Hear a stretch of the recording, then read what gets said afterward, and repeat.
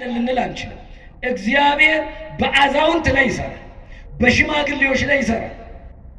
ከሐዋርያት ቅዱስ ጴጥሮስ ሲመረጥ እኮ 53 ዓመቱ ለሐዋርያነት ሲመረጥ እግዚአብሔር መቼ የት እንደሚመርጣቸው አታውቅም። የት እንደሚመርጠን አናውቅ። 75 ዓመቱ ነው አብርሃም። ውጣ ሀገርን ተው። የ75 ዓመት ሰው ረጅም ዘመኑን በዛው ሀገር የኖረ ብዙ ዘመድ ያለው ከአባቱ ቤት የሚኖር ሰው ውጣ አለው እግዚአብሔር። ከዛ ምንድን ነው ያለው? ታላቅ ሕዝብ አደርግሃለሁ አለው። መቼም ታላቅ ሕዝብ ለመሆን መጀመሪያ ዘር መተካት አለበት። ታላቅ ሕዝብ አደርግሃለሁ አለው። ከዛም እባርክሃለሁ፣ ስምህንም ከፍ ከፍ አደርግሃለሁ፣ ቡሩክም ትሆናለህ።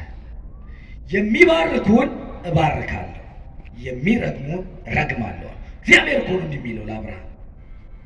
ታላቅ ሕዝብ አደርግሃለሁ፣ ውጣ ተለይ አለው። እግዚአብሔር ለበጎ ነገር ተለዩ ይለናል። ዛሬ ስለ መልካም ነገር ተለዩ ይለናል። ቅድስና መለየት ስለሆነ ከዘረኝነት ተለዩ፣ ከአድመኝነት ተለዩ፣ ከክፉ ነገር ከኃጢአት ከበደል ሁሉ ተለዩ ይለናል። ውጡ ይለናል።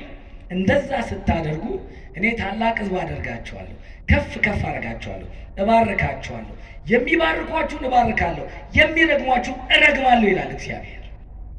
ለአብርሃም ይህንን ያለው አብርሃም እኔ ትልቅ ሰው ነኝ፣ እድሜ 75 ዓመት ነው፣ ከዚህ በኋላ ወዴት እሄዳለሁ አላለም። እግዚአብሔር እንዳዘዘው አብርሃም ተነሳ፣ ወጣ። እግዚአብሔር ከዛ በኋላ አብርሃም በሕይወቱ ታላላቅ ፈተናዎች ገጥሞታል። ከወጣ በኋላ ግን የምንፈልገው ነጥብ ላይ ለመሄድ እግዚአብሔር ውጣ ያለው አብርሃም ከዛ ቦታ ወጣ። እግዚአብሔር ወዳዘዘው ቦታ ሄደ።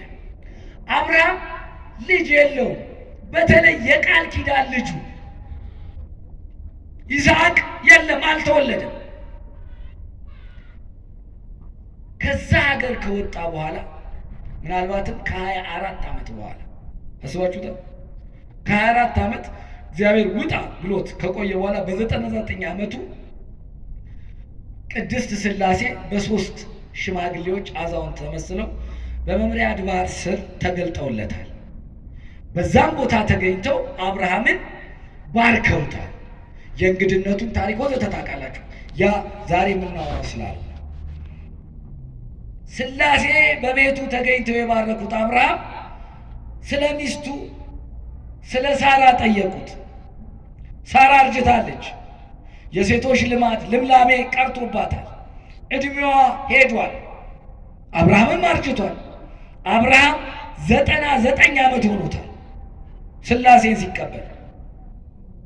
እግዚአብሔር እባርካለሁ ሲለው 24 ዓመት በኋላ ነው በመምሪያ አድባር ስር ያገኘው። ስለ ሳራም አንስቶ የጠየቀው። ከዛ ምን አለ? አብርሃምን የዛሬ ዓመት በዚህ ጊዜ እንመጣለን፣ ሳራ ትወልዳለች አሉት። አያችሁ፣ ቆይቶ ደጅ መጽናት እግዚአብሔር የሚሳነው ነገር አለ? የለም። የባዮሎጂ፣ የፊዚክስ፣ የኬሚስትሪ፣ የሌሎች ቀመሮች ምናምን ይሄ በእግዚአብሔር ዘንድ ተራ ነው። ተፈጥሮ ለእግዚአብሔር የምትታዘዝ ናት። በምናውቀው ቀመር እግዚአብሔርን የእግዚአብሔርን ስራ መመዘን አይቻልም። አንድ ሰው በባህር ላይ ሊሄድ አይችልም። በመጽሐፍ ቅዱስ በባህር ላይ እግዚአብሔር ሲሄድ አይተነዋል።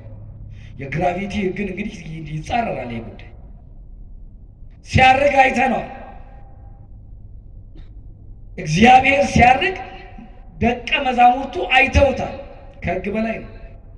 በተዘጋ በር እግዚአብሔር ሲገባ በተዘጋ በር እግዚአብሔር ገብቶ ሲያነጋግራቸው ሐዋርያትን አይተናል። ከተፈጥሮ ሕግ ውጪ ነው ይሄ። እግዚአብሔር ተፈጥሮ ሕግ የሚይዘው አምላክ አይደለም። ከተፈጥሮ ከጊዜም ከሁሉ ነገር በላይ ነው እግዚአብሔር። ስለዚህ ምን አለ? ሳራ የዛሬ ዓመት ትወልዳለች አለ። ሳራ ምን አለች? እኔ አርጅቻለሁ ጌታዬም ትላለች። በቅዱስ መጽሐፍ ላይ እንደተገለጸው ጌታዬም አርጅቷል፣ ይሄ ነገር የሚሆንልን አይደለም አለችና በልቧ እየሳቀች ይሄ ነገር የሚሆን ይመስላልን አለች በመቀለድ። ሳራ ስለምን ሳቅሽ? ለእግዚአብሔር የሚሳነው ነገር አለን አሏት።